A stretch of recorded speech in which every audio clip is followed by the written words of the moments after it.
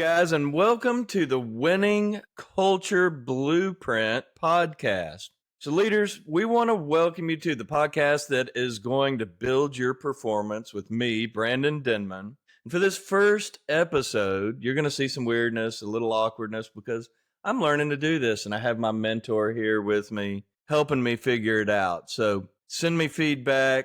I appreciate it, and we'll continue to get better together. So what I did to get started for this podcast, and really the purpose behind it, is really to help leaders get better. And I think back to when I was a new leader some 30 years ago in business, and thinking about how did I learn how to lead. And most of it was through trial and error, a lot of mistakes, learning from other people. But back then we didn't have podcasts. We didn't have people that we could just download and listen to what they've learned through making their own mistakes. And so I thought, it'd be a good time for me to try and impart some of what I've learned, and so that you don't have to make as many mistakes as I did. But I still just recommend you put yourself out there, try new things, and push yourself. Listen to podcasts, read books. We know that leaders are learners, and the more you learn, the better you're going to do. So for this first thing I did, just to make it less awkward, I asked a bunch of friends, business owners, leaders I've been around before, to submit some questions that they have in business or that they've heard a lot. I've got a couple here that I preloaded because it's questions I hear all the time, things that are weighing on people, business owners. And I broke this down into 5 questions, and I'd like to sort of read out the question, then I'll give you my thoughts, and I'm going to ask some questions back, because sometimes the best answers start with the right questions for you to think about. So the first set of questions is really taking your vision and turning it into action. And the first question came from a business owner. It's a small business who's really just started doing strategy. And what he said here was, I'm having trouble turning my 3-year growth strategy into day-to-day action. And so we see this a lot. Actually, we kind of see the opposite a lot, is that where people are trying to turn their tactics into a strategy. But in this case, he's created a 3-year strategy, knows where he wants to be in 3 years. It's like, what do we measure? How do we hold people accountable? What are the things that we should be doing to action out and take us to that 3-year strategy? So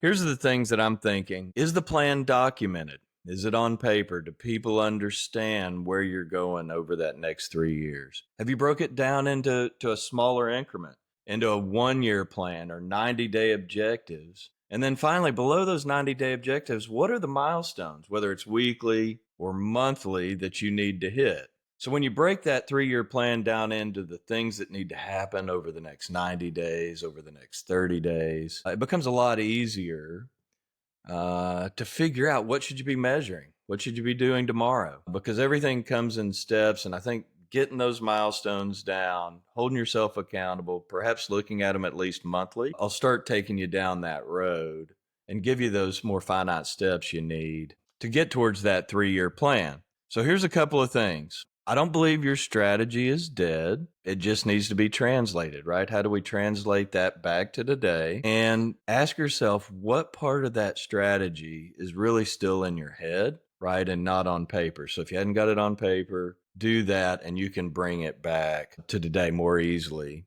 And then finally, ask yourself, does your team actually understand the strategy, right?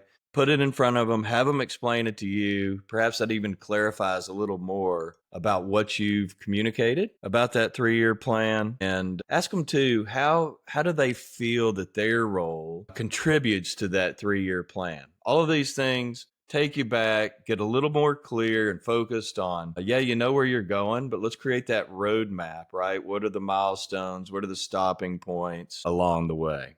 Hope that makes sense. Hope that helps. Call me if you want to talk about it. The next one was, I'm having confusion about our one objective.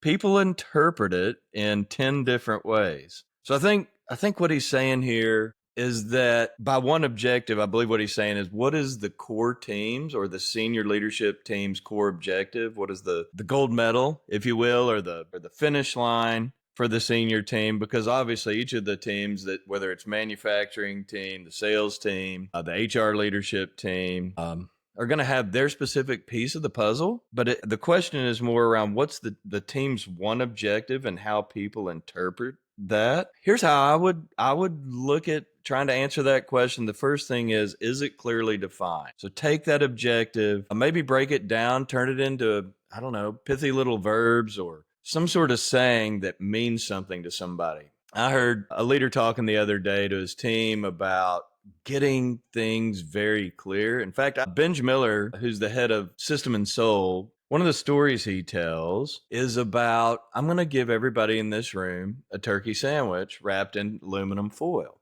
And I passed it out to everybody, but wait, before you open that aluminum foil, tell me what all's in this aluminum foil. And you go around the room, and of course, everybody's got a different idea of what's on a turkey sandwich. So the point is, don't just pass out the turkey sandwich. Let people know exactly what's in the foil, right? What is the way you're defining the objective? What does it actually mean? What does it look like? What's in it? What's on your pizza, for example? So get it clearly defined, and then make sure your team's bought in. Have them explain it back to you. I know it feels weird and perhaps a little wonky, like me sitting here in front of this microphone with all these lights. I'm smiling over at my marketing person because she's laughing at me right now because I'm weird and awkward right now. But can your people explain it? Can they explain what's on your turkey sandwich, what it actually means? Because if they can't explain it, you haven't done a good enough job of making it clear. And there's 0% chance they're going to take it to the floor and get that rolled out. So do that. Have you pressure tested it?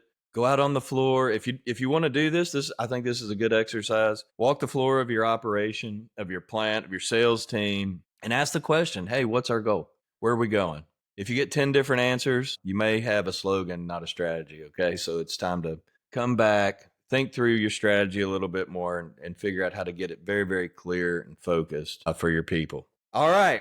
Next question. Hope that helps. I'm having customers tell us, you seem like everyone else, which is pretty funny. It does happen. A lot of people don't get super clear about what their value proposition around what they do is. And I really like to tell the story because there's, like if I live in DFW, and if you live in DFW and you throw a rock in any direction, you're going to hit a financial planner or something like that because there's just so many of them. And when I talk to these financial planners and I try to remember what makes them different, I met a guy who was very clear on what made him a different kind of financial planner. And I'm going to share that with you to try and illustrate a point. And he told me that he was the only financial planner in DFW that focused on the Hispanic community. Okay. And so while that may not be 100% accurate, I think it drives in his people, it drives his clients to understand what differentiates him and makes him better. So in this case, this particular leader, they're in a manufacturing business. I'm not going to tell you what they make, but I would say this. Why do your customers choose you? Why do they choose you over your competition? Why do they call you and say, I'd rather work with you? Are you cheaper? Are you faster? Do you have better quality? Do you do it in a certain way? Do you do it for a certain demographic?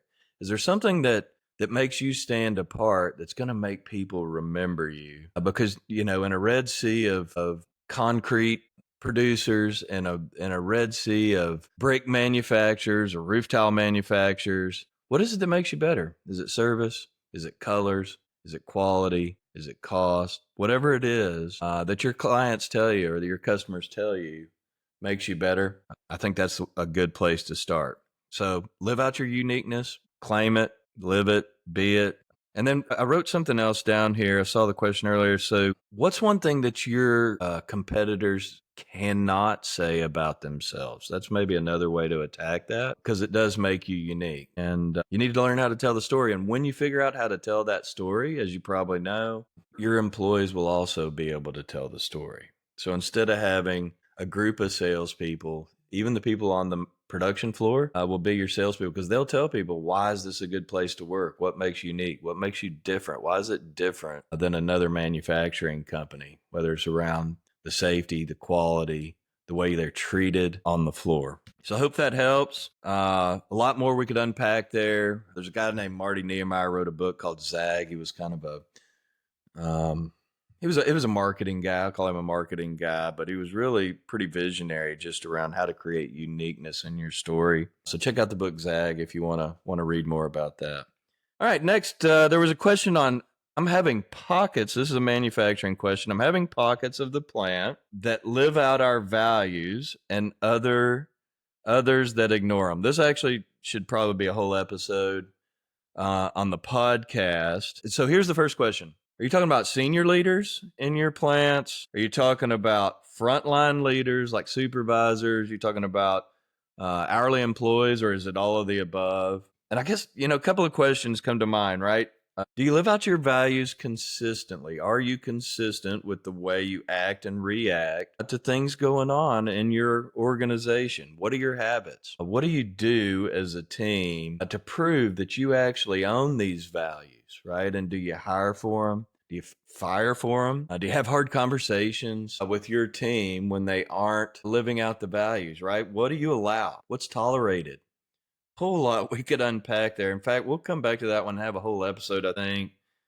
Because here's the thing. I think, if the answer is it's the leaders in your org, you really got to question, are you hiring and promoting for the right things, right? Hire and promote for core values. Yeah, you got to have skills. Yes, you got to have the things that are necessary to get the job done. But if you don't hire leaders that or live out the core values that are true in your business, do you even know what they are? If they're just words hanging on a wall and they're not true, here's the thing, nobody's going to believe you. Honestly, they're laughing behind your back. So let's have a more conversation about that. We'll have a whole episode on that perhaps next month. And I'll just say this, don't let one bad apple, ruin the whole bunch. And if you've got a bad apple running your orchard, the whole orchard will come down. Okay. It's not going to work out. So let's talk more about that. Here's the last question. We're about 15 minutes in here, and actually, I didn't think it would go nearly this long, but some good stuff that came in. The last one is, I'm having great ideas that die in 3 weeks because we don't have the discipline.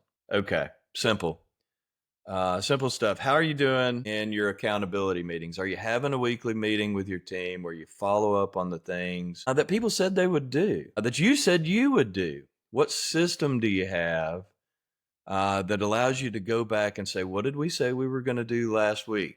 What do we say we're going to do today? Or how are we doing against our KPIs, our bets, our goals, whether it's your quarterly, your monthly, or your annual goals? Are you looking at those regularly and pivoting where you need to? So the answer is it's really about the habits you take on, whether it's daily, weekly, monthly.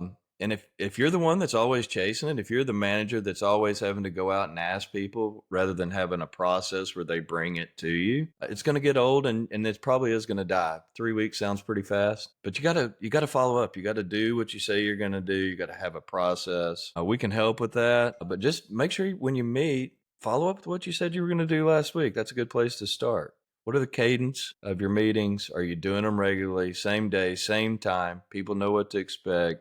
They know what the inputs are, they know what the outputs are, and that they know that you're going to follow up. Stuff will start to get done. That's a good place to get started. I'll tell a quick story to end here.